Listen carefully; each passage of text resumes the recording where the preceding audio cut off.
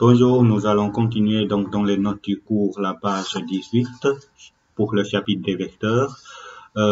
Cette fois-ci, on va essayer de voir donc la norme d'un vecteur ou encore la longueur d'un vecteur. Ok. Et le 6.1 illustration, ce que j'essaie de faire, j'essaie de vous montrer une méthode qui permet de calculer donc la longueur, la norme d'un vecteur. Et pour commencer, voilà, je vous demande de commencer par représenter un vecteur U et un vecteur V qui a ses composants avec une échelle 1 cm qui est égale à 1. Et après, mesurer la longueur, la norme des deux vecteurs, c'est-à-dire vous devez prendre vos équerres et vous devez mesurer la longueur. Et le C, c'est de trouver une méthode mathématique qui permet de calculer cette vecteur, la norme de ces deux vecteurs. Et ensuite, si vous avez trouvé cette méthode, on va essayer de compléter donc la conclusion, c'est-à-dire pour calculer la norme d'un vecteur U qui est donné par les composants XU et YU, qu'est-ce que je dois faire? Ok. Cette partie-là, elle est pas très difficile, donc je vais juste essayer d'avancer avec vous. Vous allez voir que c'est pas quelque chose qui est complexe. D'abord, représenter un vecteur U qui est donné par -3, 4. -3 signifie que suivant l'axe des X, je dois aller de -3 vers la gauche, et 4 signifie que verticalement, je dois monter de 4. Ok, ça vous devez pas le dessiner, je vous donne juste une idée. Donc, ce que moi je dois faire, je suppose que voilà, je suis en ce point. Ok, -3 signifie que horizontalement, je dois aller jusqu'au ce point-là, et verticalement, je dois aller monter de 4. Il faut que ça soit précise pour que les résultats collent avec ce qu'on voulait chercher. 4, donc c'était ce point-là. Ok, donc le vecteur que je dois obtenir, le vecteur U, ça doit être un vecteur qui est celui-là. Voilà, ça c'est mon vecteur U.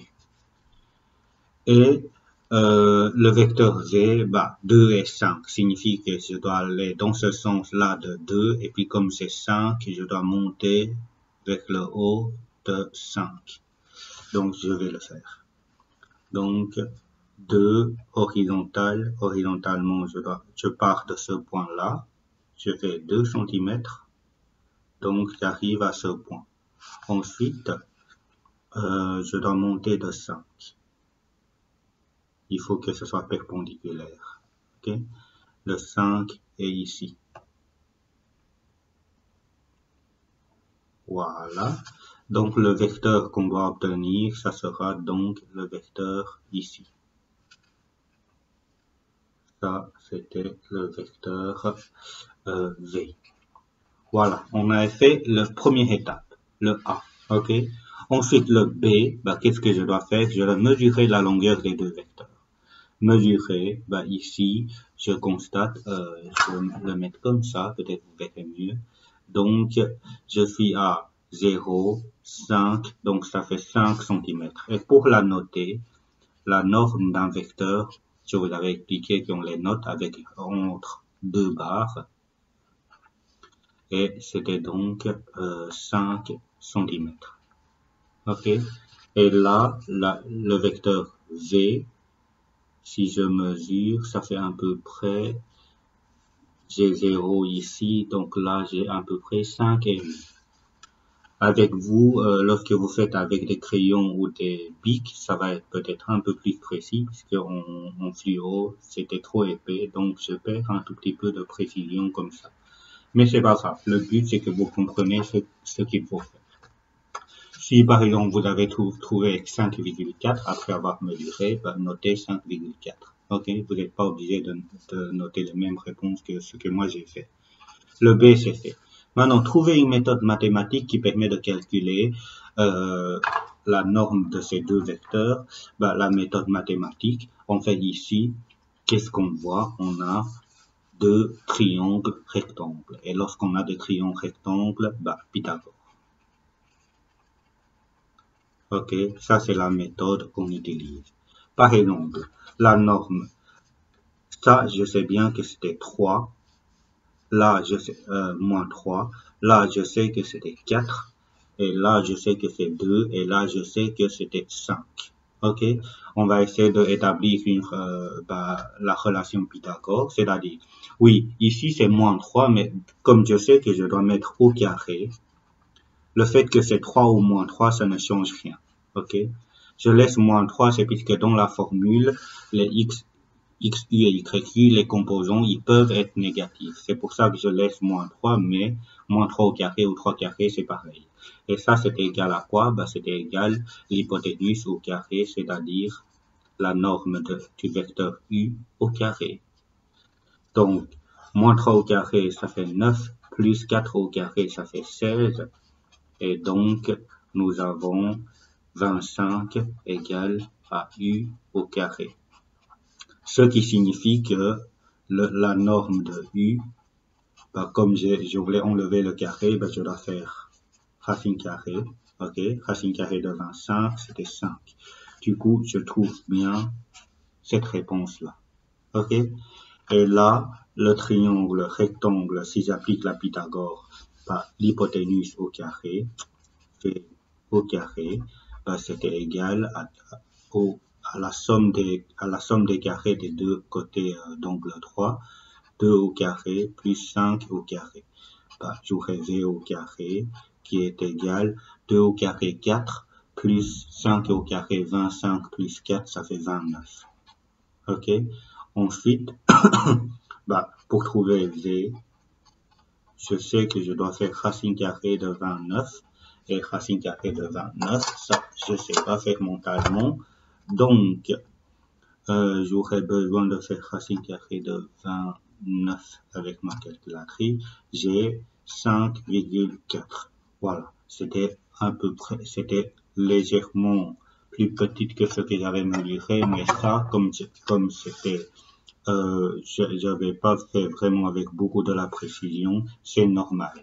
Ok, voilà. Du coup, la méthode pour trouver la norme d'un vecteur, en fait, c'était quelque chose que vous l'avez connaissé depuis l'année passée, donc les Pythagore.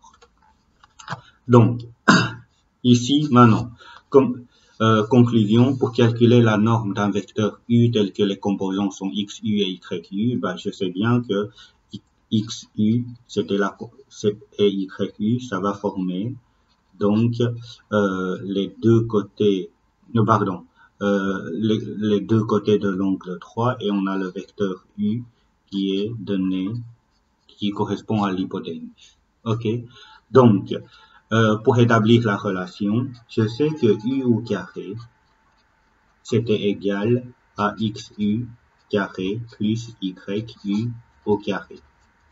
Et donc, la formule, pour avoir simplement le U, je voulais pas avoir le carré, puisque je voulais calculer la norme du vecteur U, c'est-à-dire la norme du vecteur U sans le carré, qui est égale à racine carrée de tout ceci, c'est-à-dire XU au carré plus YU au carré.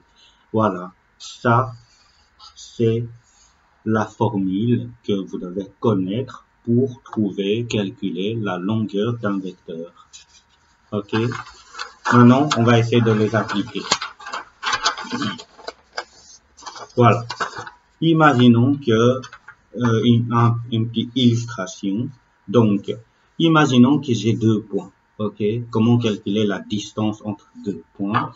Il fallait pas chercher trop loin. Je vais commencer par tracer un vecteur AB et comme ça, j'aurai le vecteur AB, je vois bien que les composants sont, donc pour aller de là à là, je dois faire 1, 2, 3, 4, 5, 6, 7, 8, 8 et 1, 2, 3, donc c'était 8 et moins 3, ok.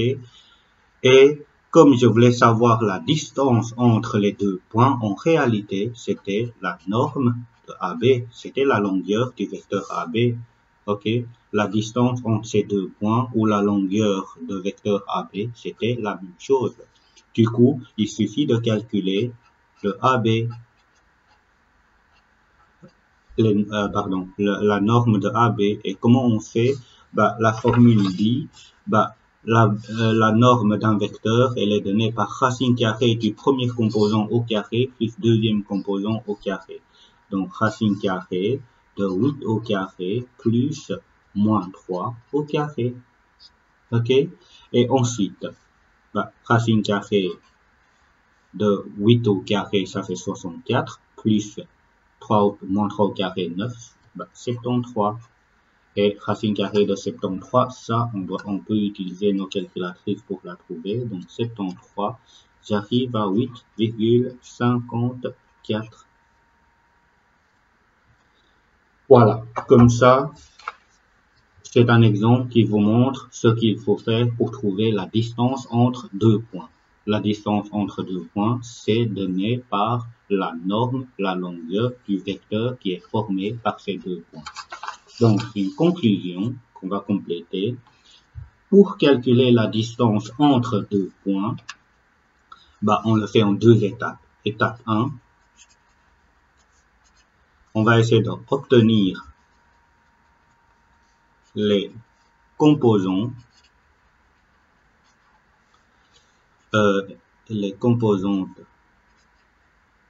d'un vecteur formé par ces deux points.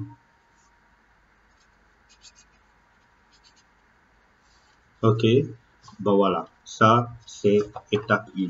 Ce que j'ai fait ici, c'est étape 1. Et après, étape 2, calculer la norme de ce vecteur. Et là, pour calculer la norme de vecteur, et ça c'est quoi? C'est égal à la distance entre ces deux points. OK, ça c'est donc étape 2. Ici, une remarque, c'est que ici, je demande d'obtenir les composants d'un vecteur formé par deux points. Ça, c'est puisque lorsque j'ai deux points, je peux avoir deux vecteurs. Je peux avoir AB ou BA. OK? Mais peu importe AB ou BA, lorsque je fais le calcul, je vais pouvoir trouver la même norme. Voilà. Si vous avez compris ça, je vais vous demander de calculer la norme des vecteurs suivants.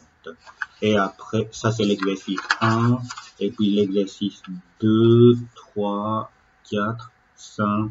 Ce sont des exercices dont vous pourrez faire. Je vous demande maintenant d'arrêter la vidéo et vous allez essayer de faire l'exercice 1, l'exercice 2, 3, 4 et 5. Et après, vous relancez la vidéo pour corriger. OK?